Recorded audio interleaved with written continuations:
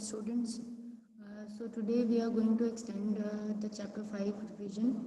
We have done till monohybrid cross, but now we are going to start the dihybrid cross. So explanation of dihybrid cross will be given to you. Now you can see here it is inheritance of two genes. In dihybrid cross. In dihybrid cross, we consider two characters. Example: seed color and seed shape. Yellow color and round shape is dominant over the green color and wrinkled shape. You can see in the screen that यहाँ पर दो jeans के को एक साथ inheritance study किया जाता है. हाइब्रिड क्रॉस में दो कैरेक्टर्स को एक साथ स्टडी करा जा रहा है. सीड कलर और सीड शेप की दो जीन्स हैं. एक सीड कलर को कंट्रोल करके रख रही है, एक सीड शेप को. तो सीड कलर में जो दो सीड कलर में जो दो वेरिएशन देखी जाती हैं या जो दो ट्रेड्स है सीड कलर के लिए, वो है कि येलो कलर का सीड हो सकता है या तो ग्रीन कलर का सीड हो सकता है. और सीड की शेप जो है मटर की, वो राउंड शेप की हो सकती है या तो रिंकल्ड की हो सकती है. तो जो येलो कलर है वो ग्रीन के ऊपर डोमिनेंट है और जो राउंड शेप है वो रिंकल्ड के ऊपर डोमिनेंट है. तो अगर हम एनसीईआरटी को डायग्राम देखें, एनसीईआरटी में भी ये डायग्राम क्रॉस दिया हुआ है डायहाइब्रिड. इसमें भी पेरेंट जो हम सिलेक्ट कर रहे हैं वो राउंड येलो पेरेंट और रिंकल्ड ग्रीन पेरेंट से उसका क्रॉस करा रहे हैं. तो गैमेट उसके अंदर आते हैं, capital R capital Y. Round yellow parent बनाता है गैमेट और रिंकल्ड ग्रीन बनाता है स्मॉल आर स्मॉल वाई. तो F1 जनरेशन जब होती है तो वो हेट्रोजाइगस F1 जनरेशन बन जाती है, capital R capital Y small Y. और फिर इसके चार तरीके के डिफरेंट गैमेट्स बनते हैं, जिसमें कैपिटल आर वाली जो जीन है वो कैपिटल वाई और स्मॉल वाई दोनों के साथ 50-50% गैमेट्स में डिस्ट्रीब्यूट होती है. ऐसे ही स्मॉल आर वाली जो एलील है वो भी कैपिटल वाई और स्मॉल वाई के साथ डिस्ट्रीब्यूट होती है. तो ये लॉ एक्चुअली में यहीं पर फोकस कर रहा है. When heterozygous is forming the gametes, then both kind of alleles of both kind of alleles controlling that character is independent of each other to go in the gametes.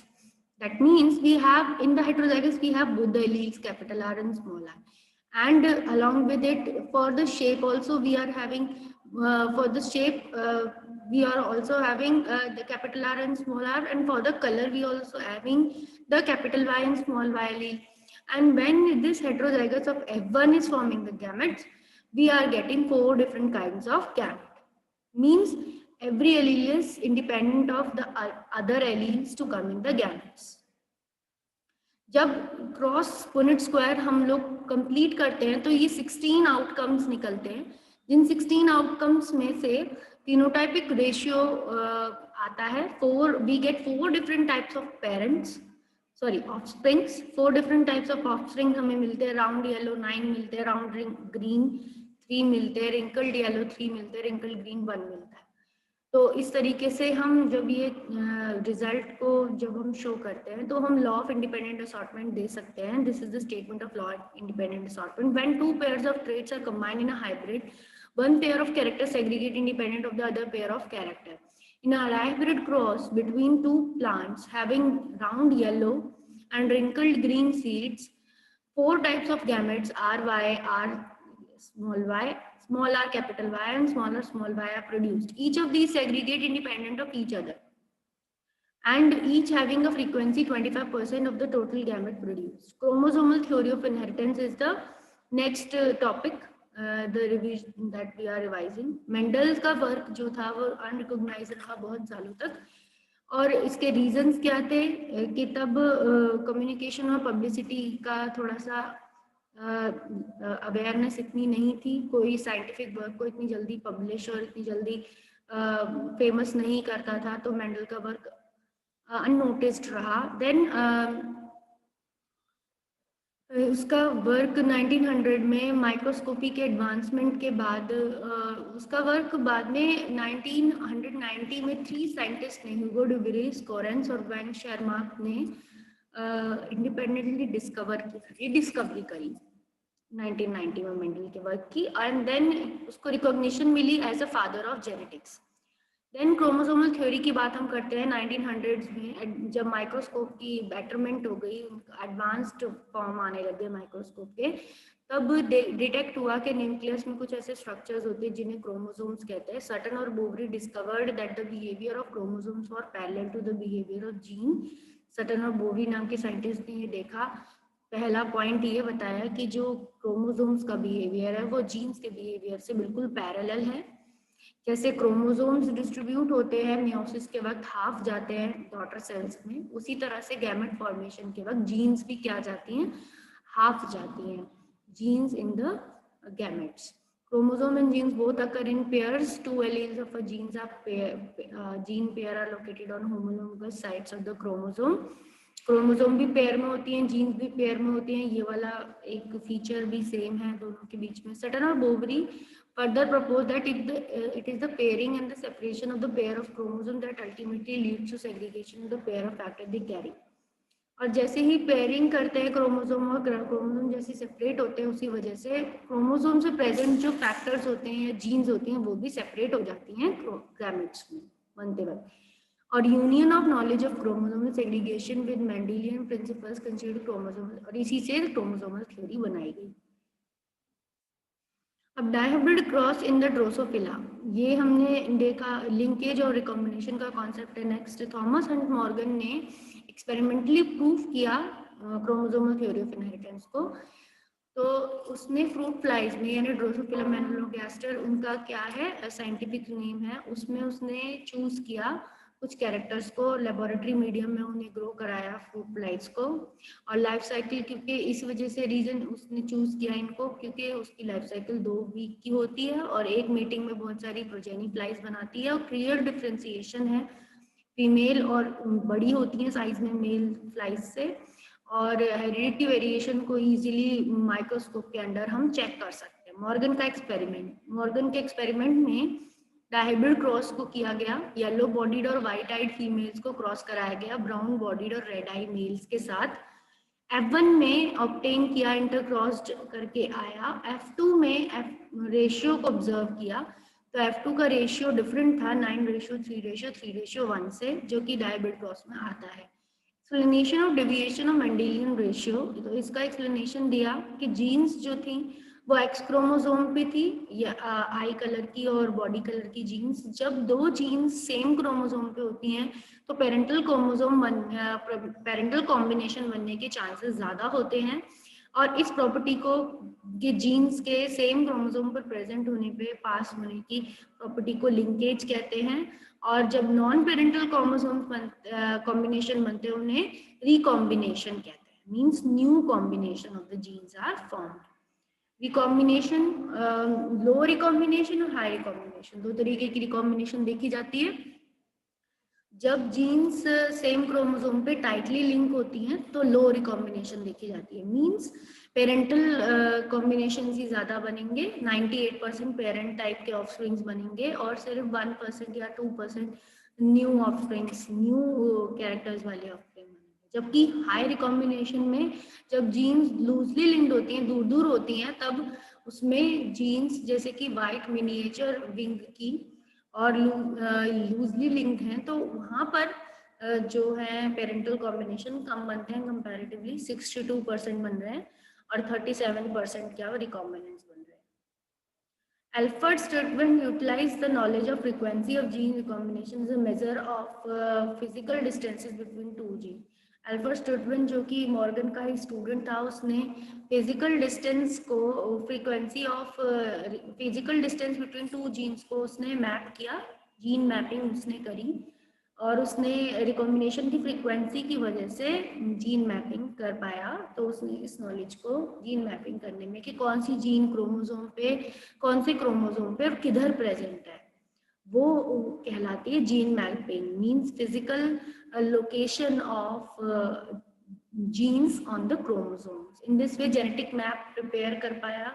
And वो आज भी genome sequencing projects में, human genome sequencing projects में use होते हैं.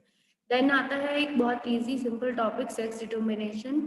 Various animals में जो human males और फीमेल हेट्रोगैमेटी की वजह से होता है. किसी किसी ऑर्गेनिज्म में मेल्स हेट्रोगैमेट्स होते हैं, मतलब बहुत डिफरेंट तरह के गैमेट्स बनाते हैं, उनमें डिफरेंट गैमेट्स होते हैं, सेक्स क्रोमोसोम अलग अलग होते हैं. और किसी किसी में फीमेल्स हेट्रोगैमेट.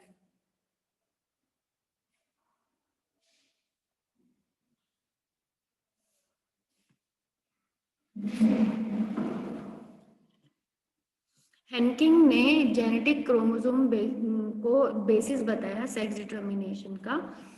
सेक्स डिटर्मिनेशन भी क्रोमोसोम के ऊपर डिपेंड करता है। इंसेक्ट्स में वो चेक कर रहा था, इंसेक्ट में ही observe specific nuclear structure during spermatogenesis in insects. Spermatogenesis के वक्त उसने स्पेशल स्ट्रक्चर देखा इंसेक्ट के न्यूक्लियस में, जिसे एक्स बॉडी बोला गया। He observed that after the spermatogenesis 50% of sperms में ये स्ट्रक्चर जाता है और 50% में नहीं जाता। Later on it was found that X body observed by Henking was actually a chromosome. X body को जिसने उसने एक्स बॉडी बोला था हेनकिन, एक्चुअली में एक्स क्रोमोसोम था। क्रोमोसोम सेक्स डिटर्मिनेशन में इन्वॉल्व था, इसी वजह से उसे सेक्स क्रोमोसोम बोला गया। और बाकी सारे क्रोमोसोम्स जो कि सेम थे दूसरे सेक्स में भी, उसको ऑटोसोम्स बोला गया। तो X0 टाइप या XO टाइप की सेक्स डिटर्मिनेशन देखी गई इंसेक्ट में कि other than autosomes at least one x chromosome is present in all insects. Some sperms contain X chromosome while some do not. Eggs fertilized by the sperm having X chromosome become females. So females have 2 X chromosomes.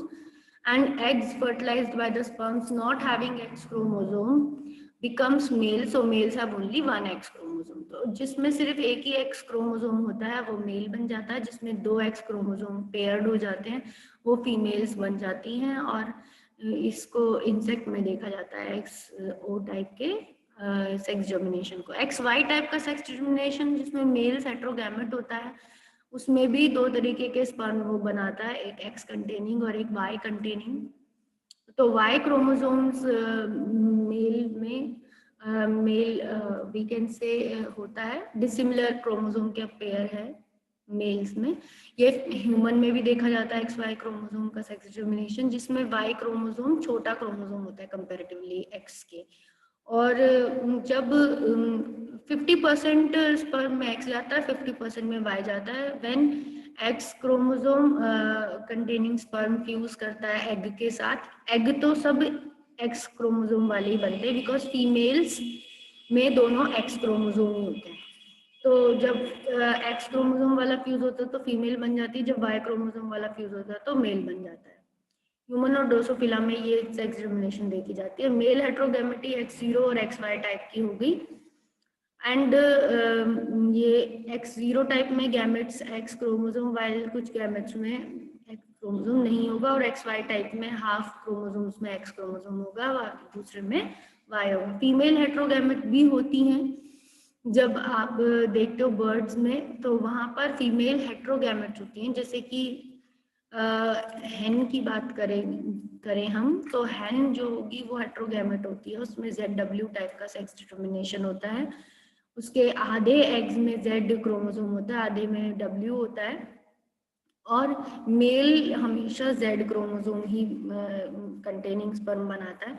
तो जो भी Z से pair होता है वो mail बन जाता है, और जो W वाले क्रोमोसोम से जो फ्यूज होता है वो फीमेल बन जाती है। तो इसमें फीमेल हेटेरोगैमेट होती है। अब नेक्स्ट टॉपिक है म्यूटेशन का, पेडिग्री एनालिसिस का, जेनेटिक डिसऑर्डर्स का। म्यूटेशन किसी भी तरह का चेंज, डीएनए में किसी भी तरीके का चेंज अगर हो रहा है डीएनए सीक्वेंस में, उससे जीनोटाइप बदल रहा है, फिनोटाइप बदल रहा है ऑर्गेनिज्म का, तो उस चीज को म्यूटेशन कहते हैं। डीएनए हेलिक्स जो कि क्रोमेटिड के फॉर्म में है, उसके अंदर कैसा भी चेंज आ जाए, अगर उसके अंदर कुछ इंसर्ट हो जाए या कोई डिलीट हो जाए, डीएनए का सीक्वेंस बदल जाए क्रोमोसोम का, तो उसे बोलते हैं म्यूटेशन।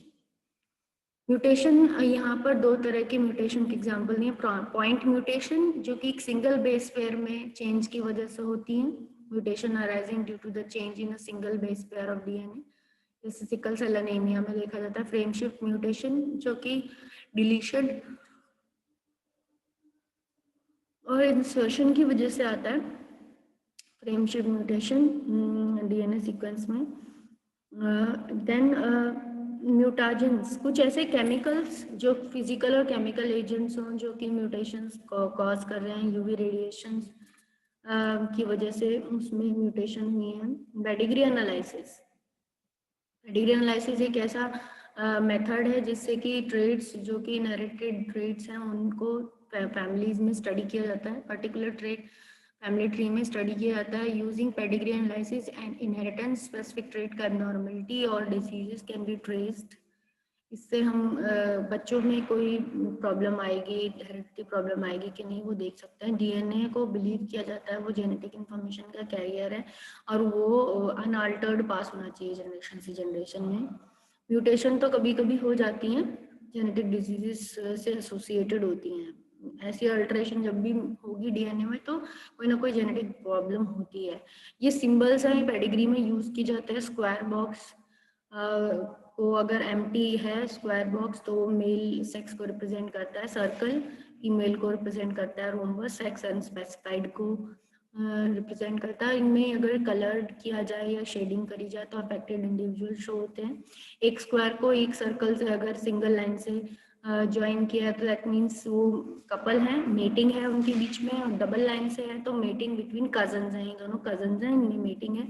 देन उनके जो बच्चे हैं उनको फर्स्ट सेकंड इस तरह से ऑर्डर से लिखा जाता है। जैसे यहाँ पर एक स्क्वायर और मतलब एक कपल के दो बच्चे दिखाए हैं जिसमें फर्स्ट जनरेशन ये हो गई in order of birth left to right. Left वाला पहले जन्म लिया है, यानी girl is the first child and the boy is the second child.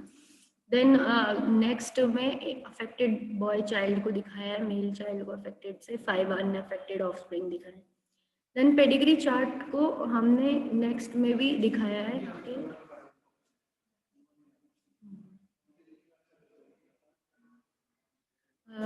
then pedigree chart is represented as follows. Chart A represent the inheritance of autosomal dominant trait as in muscular dystrophy.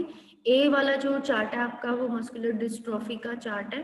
Then B वाला जो आपका chart है वो autosomal recessive trait है, sickle cell anaemia का है। Then genetic disorders including Mendelian disorders and chromosomal disorders. Mendelian disorders characterized by mutation in a single gene. Their mode of inheritance follows the principle of Mendelian genetics. Mendelian disorders ऐसे disorders होते हैं जो कि mutation single gene में mutation की वजह से होते हैं और उनकी मोड ऑफ इनहेरिटेंस मेंडल्स के लॉज को फॉलो करती है। Mendelian disorders can be autosomal dominant. Mendelian disorder autosomal dominant type के हो सकते हैं। मस्कुलर डिस्ट्रॉफी जैसे एग्जांपल ऑटोसोमल रिसेसिव टाइप का हो सकता है। Sickle cell anaemia sex linked हो सकते हैं जो सेक्स क्रोमोसोम पे पाए जाते हैं, उनमें उन जीन में अगर कोई प्रॉब्लम हुई है तो सेक्स लिंक्ड डिसऑर्डर उन्हें हो जाएगा। Haemophilia sex linked recessive disease है, ये इम्पॉर्टेंट है। ये तीनों डिजीजेस बहुत इंपॉर्टेंट है, haemophilia sex linked and sickle cell anaemia and phenylketonuria. इनमें से हमेशा कोई ना कोई एक डिजीज हमेशा 3 मार्क क्वेश्चन में आती है। हीमोफीलिया ट्रांसमिट होती है फीमेल अनअफेक्टेड फीमेल यानी कैरियर फीमेल से भी मेल प्रोजेनी में ट्रांसफर हो सकती है। फीमेल इसकी कैरियर की तरह एक्ट करती हैं बट रेयरली हीमोफीलिया से सफर करती हैं बिकॉज ये सेक्स क्रोमोसोम एक्स क्रोमोसोम पे पाया जाता है इसका डिसऑर्डर। तो फीमेल्स में क्योंकि 2 एक्स क्रोमोसोम होते हैं तो अगर एक भी एक्स क्रोमोसोम पे ये बीमारी है तो दूसरा वाला उसे मास्क कर लेता है और रिसेसिव नेचर की तो है ही, तो इसलिए इसको दोनों क्रोमोसोम पे अगर ये होगी तभी एक्सप्रेस होती है। पर जो मेल होते हैं वो ज्यादातर इफेक्टेड होते हैं हीमोफीलिया से बिकॉज उनमें एक ही एक्स क्रोमोसोम होगा, तो अगर उसमें ही वो प्रॉब्लम वाली जीन आई है तो वो हीमोफीलिया से डिजीज उसको होगी बिकॉज उसका दूसरा क्रोमोसोम बाई क्रोमोसोम है, बाई क्रोमोसोम पे जीन नहीं मिलती है। तो इसमें ऐसे प्रोटीन नहीं होते, ब्लड क्लॉटिंग प्रोटीन्स नहीं होते और अगर सिंपल कट भी लग जाता है किसी इंसान को तो ब्लीडिंग होती रहती है। तो हीमोफीलिया एक ब्लीडर्स डिजीज के रूप में रखी जाती है याद। और उसका एक फिनोमेना है कि bleeding does not stop and person can die also. Sickle cell anaemia autosomal recessive disease है, ये ऑटोसोम पे मिलती है, मतलब ये नॉर्मल क्रोमोसोम पे मिलेगी, सेक्स क्रोमोसोम पे नहीं मिल रहा है इसका जीन। एंड ट्रांसमिशन ये पेरेंट्स ऑफस्प्रिंग में तभी जाएगी जब दोनों पेरेंट्स में से एक कैरियर, दोनों पेरेंट्स कैरियर होंगे और एक जीन वो इनहेरिट करेंगे अगर अपने बच्चे में, तो उसको फिर ये हो सकती है क्योंकि ये भी रिसेसिव नेचर की है। तो जब दोनों ऑटोसोम्स पे दोनों ऑटोसोम ऐसे इनहेरिट हुए हैं जो कि सिकल सेल वाले हैं, HBS टाइप के हैं, तब वो इंडिविजुअल डिजीज होगा। तो देखो नीचे आप देख रखे हो बुलेट पॉइंट्स में आपको जीनोटाइप दिखा रखा है। HBA तो नॉर्मल टाइप का इंडिविजुअल है, HBS कैरियर है डिजीज का और HBS डिजीज है। कॉज ऑफ डिजीज क्या है इसमें? Gene change in the gene causes replacement of GAG by GUG। Point mutation की वजह से हुआ है, जो कि एक कोडोन है जो DNA में GAG की जगह GUG में बदल गया है, और जिसकी वजह से ग्लूटामिक एसिड वाला अमीनो एसिड वैलिन में बदल गया है 6th पोजीशन पे beta globin chain of haemoglobin में। और म्यूटेंट हीमोग्लोबिन जो बना है वो पॉलीमराइज हो जाता है लो ऑक्सीजन टेंशन की वजह से, जिससे शेप RBC का चेंज हो जाता है, सिकल सेल का शेप हो जाता है, जिससे ऑक्सीजन वो सही से कैरी नहीं कर पाता। तो ऐसे पर्सन में सिकल सेल शेप के RBC देखे जाते हैं और एनीमिया भी देखा जाता है।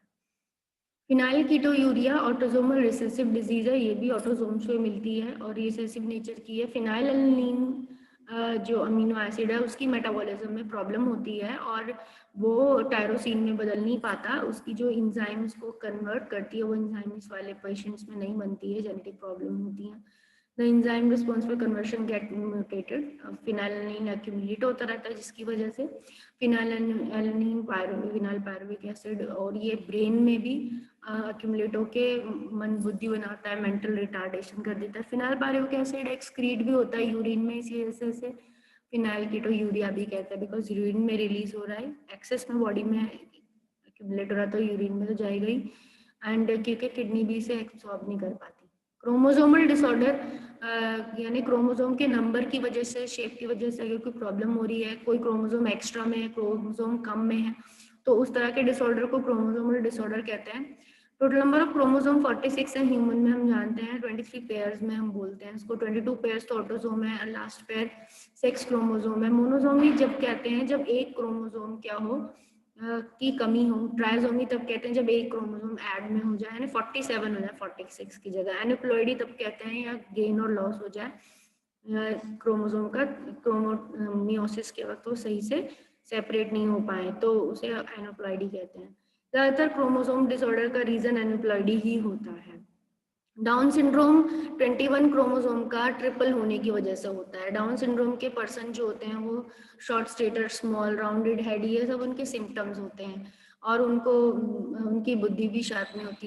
क्लाइनफेल्टर सिंड्रोम में एक्स क्रोमोसोम का एक एडिशनल कॉपी होता है, 47 इसमें भी होते हैं, पर एक्स क्रोमोसोम इसमें एक्स्ट्रा में होता है, XXY। मेल इंडिविजुअल्स इसमें स्टेराइल होते हैं, मस्कुलिन डेवलपमेंट होती है, पर उनकी चेस्ट डेवलपमेंट होती है, ब्रेस्ट डेवलपमेंट हो जाती है फीमेल्स की तरह। टर्नर सिंड्रोम्स में एक एक्स क्रोमोसोम कम होता है, फीमेल्स में देखा जाता है, फीमेल्स इसकी स्टेराइल होती हैं, ओवरीज की अच्छी नहीं होती, सेक्सुअली जो होती है उनमें कैरेक्टर्स वो कम होते हैं, कैरेक्टर्स एब्सेंट होते हैं। Now we will be done with the chapter. Now we are done with the chapter 5 revision हमारा हो चुका है। आप अपने डाउट्स में पूछ सकते हो।